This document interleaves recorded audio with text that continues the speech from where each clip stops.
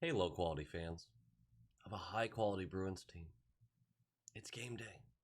Game one of the regular season is today. It's early in the morning. Roommates are asleep, so I'm being nice, calm, cool, collected. But I am losing my mind. Guys, I'm so excited. Swayman gets a start, which is even better. And no, that does not mean there's a goalie controversy. All that means is that we actually are splitting time evenly, and they're actually going with whoever's been playing better, which was Swayman in the preseason. No one should be surprised by that. Olmark is not a waste of $5 million.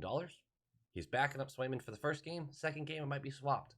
This is going to be as close to a 50-50 as we've seen in a long time, likely more like a 60-40 split, and we don't know who's getting the 60 yet.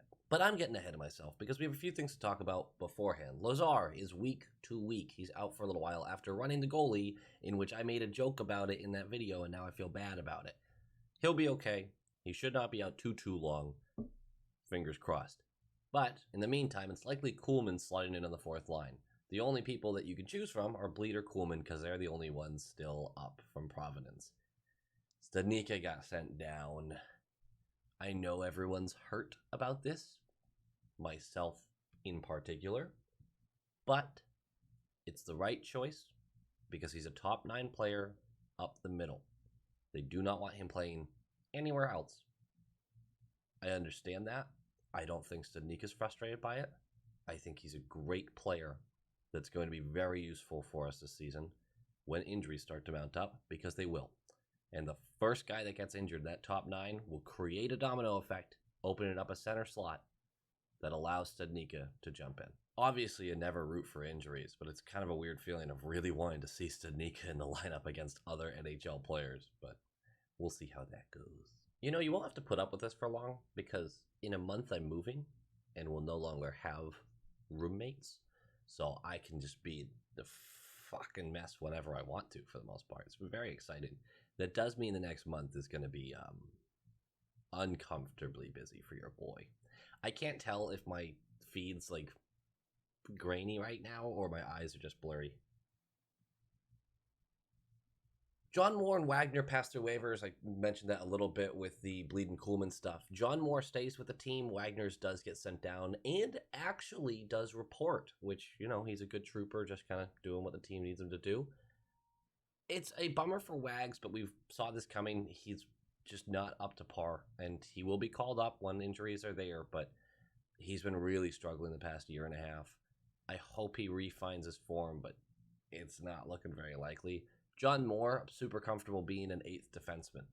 They put him through waivers probably for contract reasons and protection reasons, because now that he has passed their waivers once, for the next 30 days or 10 games, he does not have to pass through them again. Meaning, if we do decide to send him down over the next week or two, we can do that. Whereas if we did not send him through waivers while other teams are mostly healthy and don't need a 7th or 8th defenseman, it was so unlikely for him to get selected. It was already unlikely for him to get selected, let's be honest. But in 2 weeks' time, if some teams are facing heavy defensive injuries and we had tried to send him down then, odds go up that he gets chosen. Not by a lot, but they go up. So John Moore does stay with the team even though he got sent through the waivers while Wags goes down. We do save about $1.1 million in the Wagner contract. I'm going to be honest.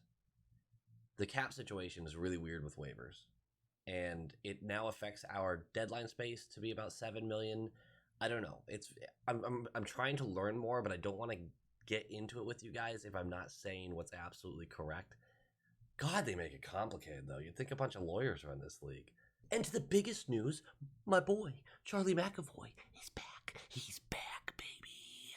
8 years, $9.5 million. That kicks in next year because it's an extension on his current contract. But I'm seeing some negative reactions. Not the majority, but there's some negative reactions from Bruins fans out there. I don't want to get on you guys about, look, sometimes everyone just likes other players more than others. I don't know. You're wrong if you think this is an overpayment. It's just, this is so factual. It's not even an opinion.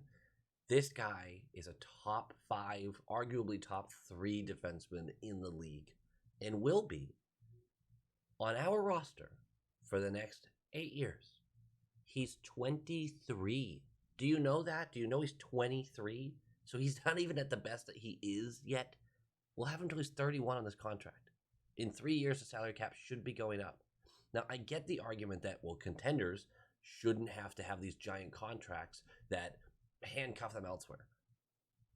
Every contender needs to pay a guy every now and again. You had to pay McAvoy. He is one of what I hope will be 3 pillars of this team for the next generation. There's just no reason not to do this. He's elite defensively. Offensively, he drives play extremely well. Don't just look at his point totals. Point totals should not be a deciding factor for how good a defenseman is. Sure, you take him into account, but Makar's not better than him because he has more points. Because if you look at Makar defensively, he's nowhere close to what McAvoy does. McAvoy is a game breaker. He prevents scoring chances all over the ice. He locks down the best players on the other team, and he plays tough minutes. To those saying that his numbers are inflated by the Bergeron line. Now, Wall, he does get a boost from advanced analytics with that line. He does. Everyone would. He spends about 2/3 of his time on the ice with other lines and is still elite in those numbers. His numbers with the Bergeron line are just fucking absurd. So just keep that in mind, that that's not a really good argument either.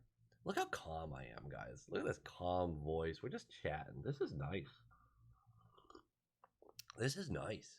Okay, so your probable lines tonight. Yes, it's tonight. Okay, so you got the production line. Marshy, Bergie, Pasta. Hall, Coyle, Smith. No one's surprised about that one. DeBrusque, Foligno. We saw that in the preseason. Ups and downs. I don't know. And then in my mind, it's Freddie, Nosek, Kuhlman. I figure Kuhlman over Bleed. Bleed's probably the safer choice, but Kuhlman's got more pizzazz. He just skates faster, but we'll see what happens with that. Not excited about that fourth line, honestly. I think they're going to struggle. I think Lazar was a huge part of that line potentially having success, especially when you put them up against other teams' top 6. I don't see it working with this kind of makeup, but we will see. Unfortunately, Forbort McAvoy, that's another point to the McAvoy contract. His numbers are crazy, and he spends so much of his time with partners who aren't very good. Lauzon, don't want to insult the guy. He's an NHL player, but he was not first pair material, and I don't think Forbort is either. But Forbort will be on the top pair to start this game.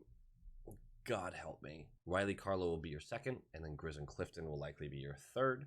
Swayman gets a start. Olmark backs him up. That's a pretty good roster right there, guys. I was a little concerned, though. I looked at our starting schedule, and it's Stars, Flyers, Sabres, Sharks, Panthers twice, broken up. Hurricanes, Red Wings, Leafs, Senators. That's a pretty moderate first 10. I mean, you've got games against Sabres, Sharks, Red Wings, and Sens, although the Sens put an ass whooping on the Leafs last night. It was 3-2, not really that big of a deal. But that's 4 games that those are teams you should beat. You have to collect those points, right? It's hockey, so maybe you win 3 of them. But you should be splitting games with some of these teams as well. Like the Panthers are really good. You get 2 against them. You should win 1. The Stars, really good. Flyers, you should probably beat them. Is an 8-2 start realistic? Like, that'd be awesome, right? I think with this schedule, it's realistic. It's possible. I also think a 4-6 start would be possible. I don't know what this team's going to look like right away. And I think there's going to be some struggles with line chemistry right off the bat. We're going to get there, but I'd actually lean closer to a 5-5 start, 4-6 start, maybe 6-4 start, rather than us plowing through some teams that, honestly, we should plow through. I mean, if you think about it, Flyers, Sabres, Sharks, Red Wings, Sens. Like, if I gave you that list, you'd be like, we should win at least 4 of those, right? And then you compete with the others. I don't know. I just feel like it's more likely we have a slower start to the season than we have some big, the big bad Bruins are back, baby. You know, now while we're having this nice talk, I was looking at some of the future bets for the Bruins. And I thought some of them were kind of interesting, and some of them were downright bizarre. So the way, for those of you who don't know, future bets are things like who wins the division, who wins the conference, who wins the cup. Team-specific futures are over-unders, how many points do they get in the season, how many goals scored this season, goals allowed, stuff like that. Just random stuff you can bet on. So the first thing that jumps out to me on these betting sites is the over-under for points, which is 102.5. Got to do the 0.5 because you don't want to push in the middle. Guys, that's a really tough one to bet on because 102, yeah, that sounds really reasonable, right? This team, very strong, has enough talent to easily win enough games to get there. I kind of think this team struggles a little bit. There's a lot of new pieces. I would take the under, but not by much. I think a 95, 96 point cutoff for playoffs is still going to be consistent even with how good the Eastern Conference is. But we're playing a lot of games against really good teams. We have 3 games each against our division. And while there is some cannon fodder in there, there's some really top-heavy guys too, along with some rivalry games that teams get up for. Then you go over to the Metro, which has probably 7 teams that are good enough to win a hockey game. That's the most balanced division is the Metro. Everyone can play, at least for a good little stretch. I see this team having some low points in the season. I think we land around 98 points. We make the playoffs, but we're kind of squeaking in. Once you get to the playoffs, a lot can change, and we'll see how the back half of the season goes because I wonder if we'll kind of go in a hot streak because that's kind of how I see this season going. We're probably going to be a lower seed that teams don't really want to face. Hello, Toronto. Now, when your over-under is that high, your odds to make the playoffs are going to be really good. We're currently coming in at minus 650. Again, for those of you who don't know, a minus means it's more likely. A plus means it's less likely. Plus means you're winning more money back, where a minus means you're winning less back. So a minus 650 means it's pretty much certain to the betting guides that the Bruins are making the playoffs. I wouldn't have placed that number quite there. Now, these numbers reflect how people are betting on it, so they change as the public bets. But I just don't think it's an obvious that this team easily flies through the season and makes the playoffs. I do think we make the playoffs. I just think it's a really challenging year ahead of us. So I would stay away from that. The odds suck, first of all. You have to bet a ton just to make a little bit on it. And the risk isn't worth it with this. What is a lot more interesting is the plus 800 to win the conference, to go through the playoffs, and to get to the Stanley Cup Finals.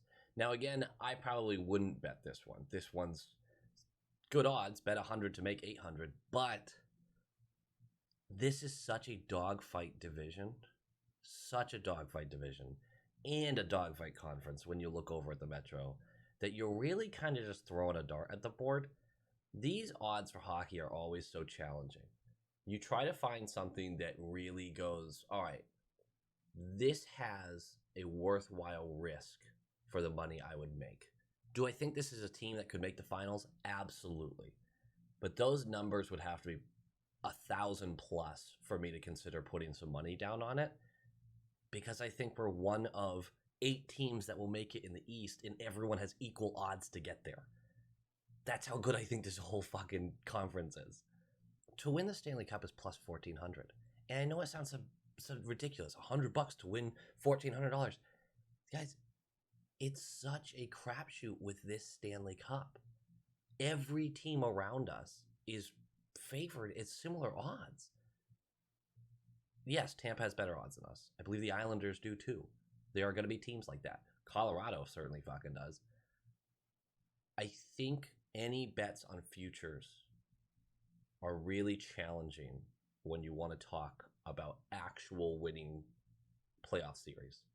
I would stay away from all of these for the Bruins, but let's talk about some of the Bruins' individual futures. There's a few that I wouldn't even touch. Pasta plus 1,600 for the Hart. He's just not going to have the point totals. He might have the goal totals. Marchand plus 2,500 for the Hart. He's just never going to get the respect he deserves.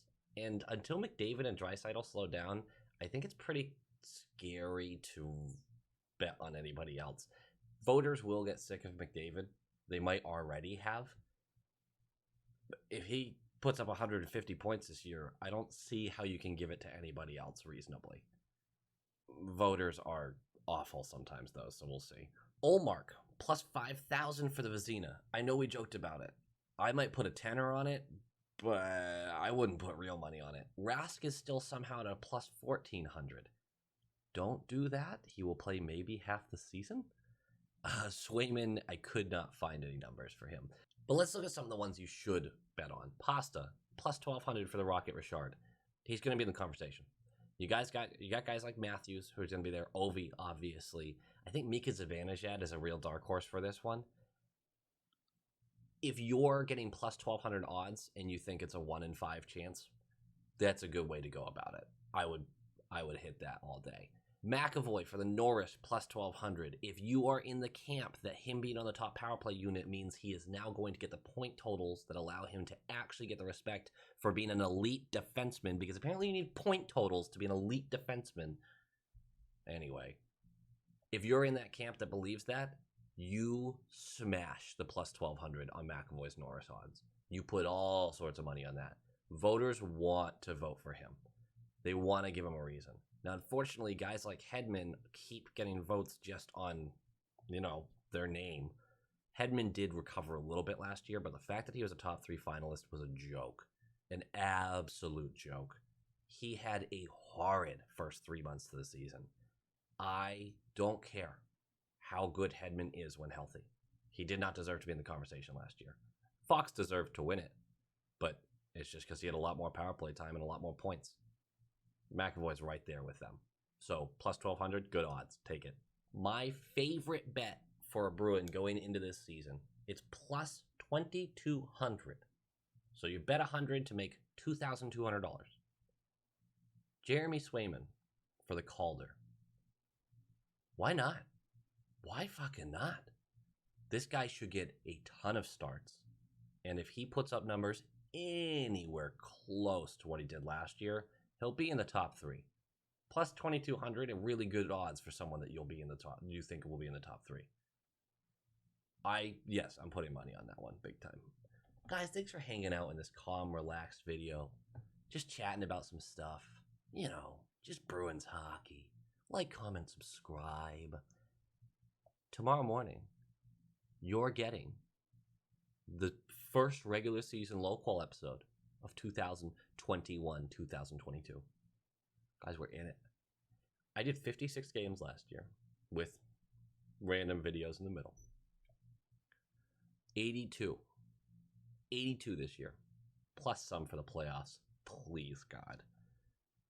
I'm feeling excited, nervous, but excited. It's going to be a long month. It's going to be challenging. The move, there's a lot of other stuff going on that I'm not going to get into, but it's going to be a really challenging month. So I preach patience.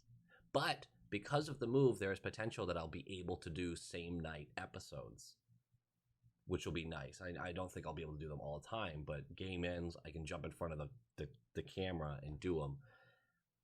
The skits are the challenging part of that because I have to think of a joke, and that's not always there. Go Bees! Go Bees!